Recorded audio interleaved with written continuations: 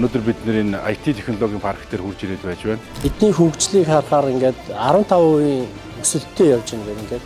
Ер нь бол яг хөвлөөр авилгал байхгүй болсон тохиолдолд улс маш хурдан хөгжиж болтын жишээг энэ улсаас харж болохоор байна. Виртуал татваргүй орчныг бий болгоод тэн дээр маш олон татваруудыг тиглээд үүнээсээ шалтгаалаад компаниуд нь эндээ боожоод өндөр үр ашигтай ажиллах боломжийг бүрдүүлж гисэн юм байна. Хөгжиж буй зах зээлийн туршлагыг судлах зорилгоор энэ бизнес аялалд оролцож байна. Миний хувьд гэх юм бол энэ айлчлалаас сүлээж байгаа юм гэх юм бол хөрөнгө оруулалтын орчин ямар байдсан бол эдийг судлах, хоёр гэх юм бол бас ажлах хүч авах боломж юу вэ гэдгийг судлах.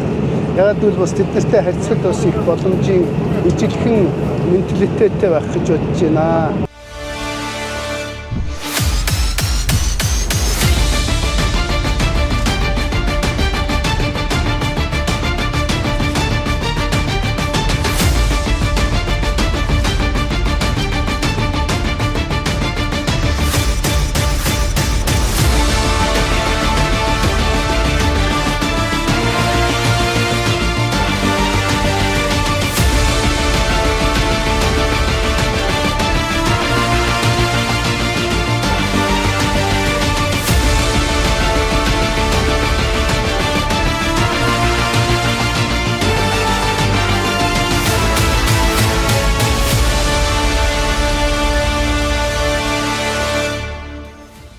Өнөөдөр Мармари үйлдвэр дээр махны чиглэлийн үйлдвэр дээр бүхэн ирж танилцж байна. Ерөнхийлөгчийн айлчлалаар явсандаа энэ удаад маш их баяртай. Мөн дээрээс нь маш олон боломжуудыг бизнес эрхлэгчид болон арт иргэдэд ингэж бүрдүүлж өгч байгаа нь маш их талархалтай байна.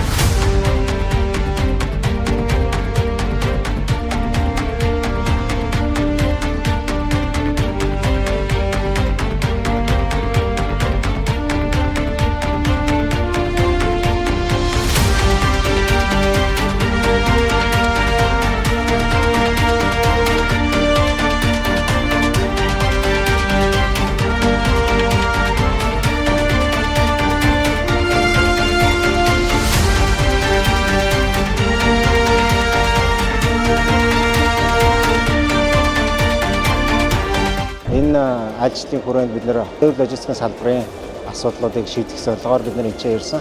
Энэтхгийн талын тээвэр логистикийн салбарын төлөөлөгчтэй бид нар тухайлсан хэлцээр байгуулж санамжчиг зурх хэмжээнд одоо хүрсэн явж байна.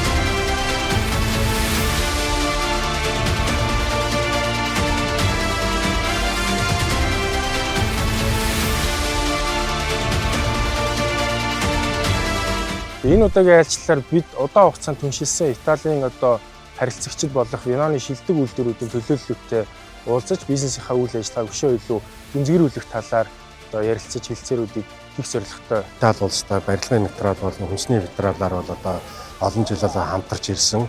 Бас энэ хамтын ажиллагааг улам их өргөжүүлэх, улам их өргөн хүрээтэй улстай түншүүдтэй болох ийм зорилготой би өөрөө энэ Монгол Италийн бизнес форумд оролцож байна. Процессын үед аягүй сонирхолтой юм нь нарны эрчим хүчийг бүх цахилгаанд ашигладаг юм байна. Тэгээд дээрээс нь сүүлийн жилүүддээ биогазыг ашиглаж байгаа гэдэг нь миний хувьд бол маш тийм сонин содон сонирхолтой санагдлаа.